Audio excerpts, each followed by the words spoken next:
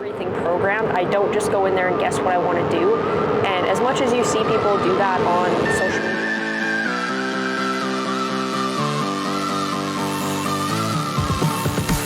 All right, good morning, guys. It is Monday, and we are headed to Iron Lore once again to train push. Fed the dog already, did my morning routine. Now we're just gonna make a pre-workout meal so that I'm ready for a solid push day. Okay, so we have 472 calories for breakfast, 37 carb, 20 fat, 39 protein. A little bit higher fat than I would like for a pre-workout meal, but we are still almost over an hour out from my workout anyway, so give it a little bit of time to digest. Higher carb is something that I like, at least 40 grams of carbs before my workout minimum, so good high protein, good amount of carbs, a little bit high in fat, but like I said, we have some time to digest it, so gonna eat this and then we're gonna hop in the car and head to the gym.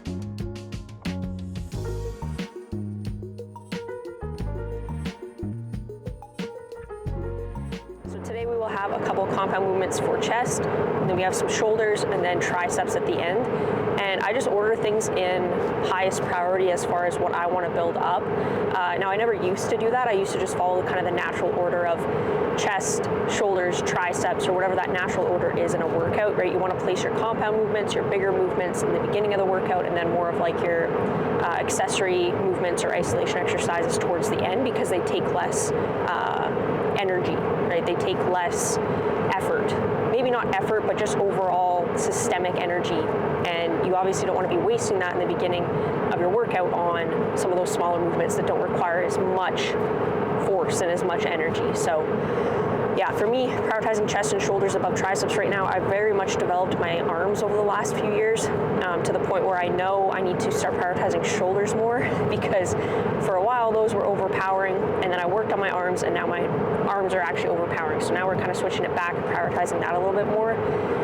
So yeah, I'll probably do, I already have my workout written out, and this is something that I do like religiously for the last few years, is I have everything programmed. I don't just go in there and guess what I want to do. And as much as you see people do that on social media, whether it's on YouTube, some of these bigger influencers who go in the gym and they just kind of do whatever they want, that works if you just want to do the basics. But if you are someone who wants to see and maximize your genetic limit, you definitely want to start structuring things a little bit more and be much more intentional. It's not just about the basics of, oh, go lift heavy and lift harder every time. Like, yes, cover the basics, but if you want to maximize, like I said, your genetic potential, then be a little bit more specific with what you're doing and more intentional. And so that's what I like to do, because I want to see the most gains that I possibly can. Like, I got into this whole thing 6-7 years ago because I always loved the idea of looking aesthetic. Like, I love that, you know, the thought of like that super aesthetic, like shredded physique where I've got muscle tissue and I've got shape. Like, I like that, and that's what really drove me to get in the gym in the first place. And so if I'm going after that and I really want to see what my body is capable of becoming, then I want to maximize for that. I want to prioritize hypertrophy, which means solid program, training principles, which I'm going to talk a lot about, which is like slowing down the eccentric a little bit, getting a really good stretch, full range of motion, training within 0 to 4 reps away from failure, right? All these things I'll talk about, but that's what I'm prioritizing. And I like the aesthetics. I'm not someone who's trying to get the most strength that I can possibly get. I'm not trying to become the biggest person I possibly can, but to a certain degree, I want to get to that level of like, I'm proud of my physique, and I already am, but I want to see what that potential is. So that's where I'm at. And I know there's, again, like I said, there's a lot of people on social media who maybe just don't structure their shit, and they just say, well, train hard and do this and do that. And you have to understand a few things. One, these people look the way that they look, usually, I'm not saying everybody, but when they say, oh, well, I'm going to listen to him because he's bigger than you, or I'm going to listen to her because she's bigger than you. You have to understand, a lot of the time, those people who just do the basics and get big, they can get away with doing the basics and getting really big without paying much attention to, you know, the details because of their genetics. And I'm not saying that genetics like control everything. I think a lot of people use an excuse of, oh, I don't have good genetics to like not look good, and that's just not that's just not the case. Like, you can look good and achieve a lot without great genetics. So understanding, if you're not the top 1% of genetics, like, you want to maximize everything and get it to a point where you're paying attention to the details. And the other thing with this is, like, a lot of these people who can get away with just training hard and, like, going hard all the time but not having a structured workout, kind of just going and doing whatever they feel like, a lot of the times they're taking performance enhancing drugs, which I have nothing against whatsoever. Like, if you want to do that, fuck yeah, like, by all means, I love it. But at the same time, they are using something that enhances the ability to see results. So if you aren't doing that, then you probably need to make up for that in other areas too. And I'm not, like, there's nothing against people who use steroids, whatever, PEDs, and they work hard. Like, you can't just take a steroid and blow up your physique. It doesn't work like that. You have to put in the work too. But again, coming back to the fact that if you're not of the genetic 1%, you're not using PEDs or steroids, and you're just a regular Joe like me trying to get big, trying to get an aesthetic physique, you probably want to maximize and get to your ultimate potential through the details. So that's my little rant on that, but getting a little bit off track. One of my favorite days to train is definitely push. Just always feels right, Sometimes pull, like, if you don't have a lot of energy, pull can definitely be exhausting. And if you're already fatigued, it just fatigues you a shitload, depending on what exercises you're doing. Legs, same thing. I've never been super strong on legs, but it's something that I'm working on and learning to love as we go. So yeah, that's what we're gonna do. Heading in now. I'm gonna shut this off, enjoy the drive, listen to a podcast, and we'll catch you guys in there.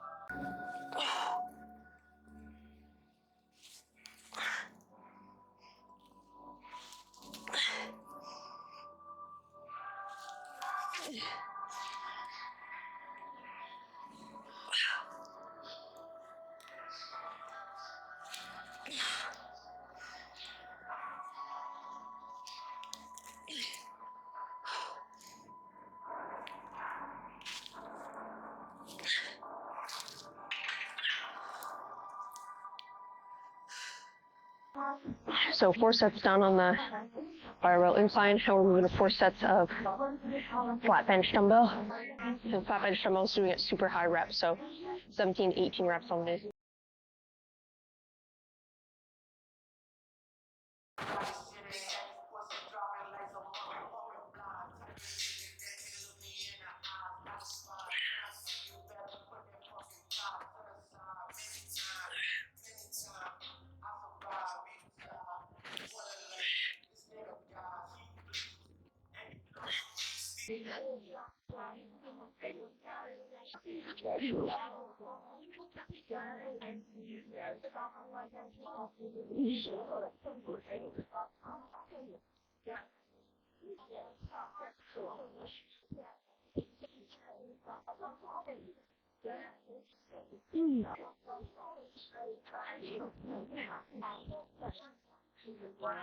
So with these, I'm just trying to get a full stretch in the bottom. So all the way here into the armpit.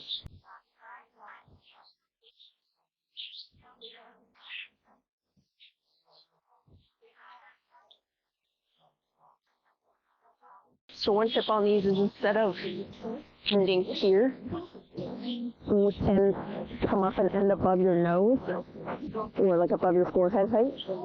Way better contraction. So last set here, and then we'll head over to the cable fly.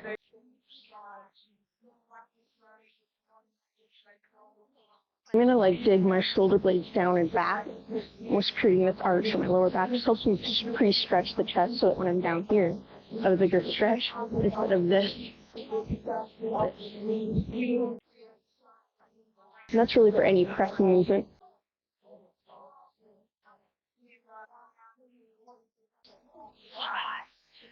Okay, so with these I'm doing a giant set, which means I have 65 reps to do, and I'm basically meeting around 15 to 20 reps with a 1 to 2 RR. And once I get to that 1 to 2 RR, I drop, I wait 30 seconds, and then I go for another set. So like each set I do is going to be less and less reps because I'm fatiguing. And I'm only resting like 30 seconds between, but it allows for really great technique. It's just an intensity technique, but you really prioritize high quality technique, which you should be in all your training anyway, but this is just an opportunity to get like really great sets, and you're not focused on a set or a rep number. You're just focused on the RAR and then the complete number or the overall number of reps to get.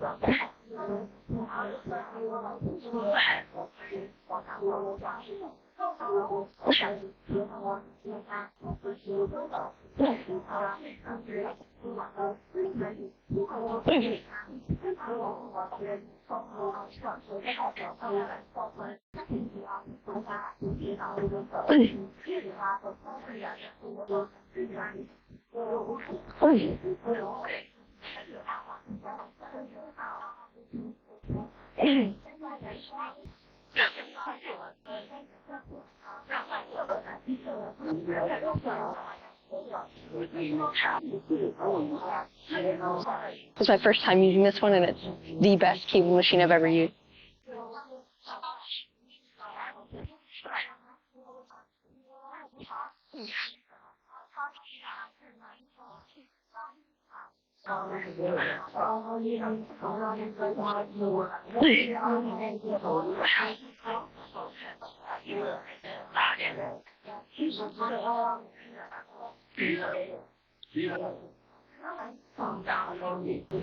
Lower the weight a little bit. Oh, that's much better.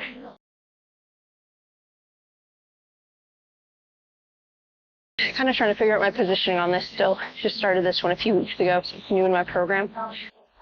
But just the positioning of like how leaned over I want to be, how much chest up, head positioning, all of that affects the stretch and the contraction. Just trying to figure out my body positioning, what feels good. And that's the thing too with muscle growth. It's like every movement has its positioning that everybody uses, but it's those little tiny tweaks that can make it feel even better. Like if you feel a muscle in a workout or in an exercise, that doesn't mean it can't be felt better. You know, it can't be put into a better position to feel it even more. And I think that's the mistake a lot of beginners make, is they feel it and they're like, oh, that feels good, but they don't try more or different body positioning to get even more out of the movement.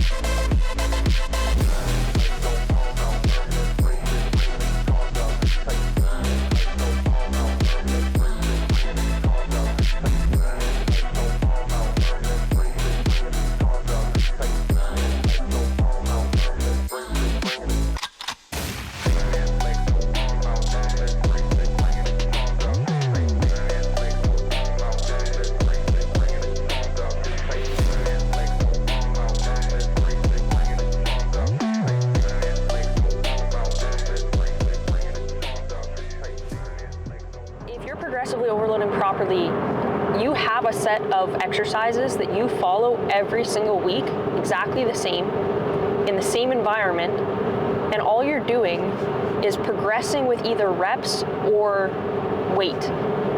That's progressive overload, right? It's not like, oh, I'm just gonna do a bunch of different exercises or I'm gonna do a bunch more sets. It's minuscule progression with reps and weight. And you can't really do that very effectively if you're hopping between different machines or different gyms that feel different. Like, every gym has slightly different machines, and the weight's going to feel a little bit different. Even if it says 15 pounds, a lot of the time, if it's a different company that has made the machine, it just feels slightly different.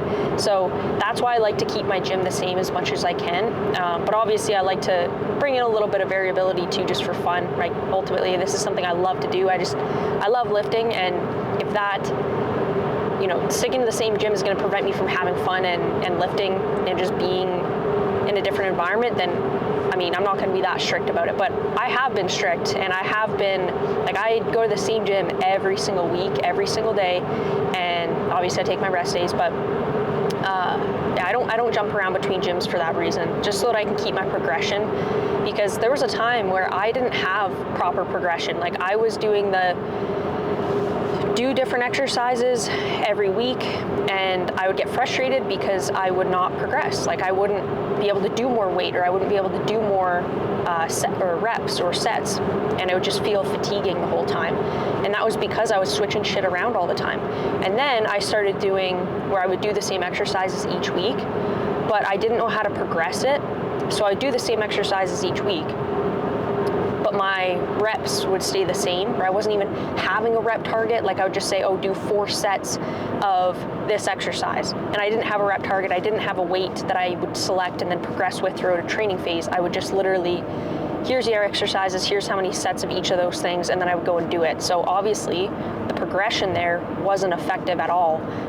So yeah, that's my biggest piece of advice for really anybody, even if you're a beginner or not a beginner, and you've hit a plateau in your training and you've been training for, like, let's say 1, 2, 3 years, that's your next step, 100%. And honestly, I wish people would do it sooner, because they'd see so much more progress.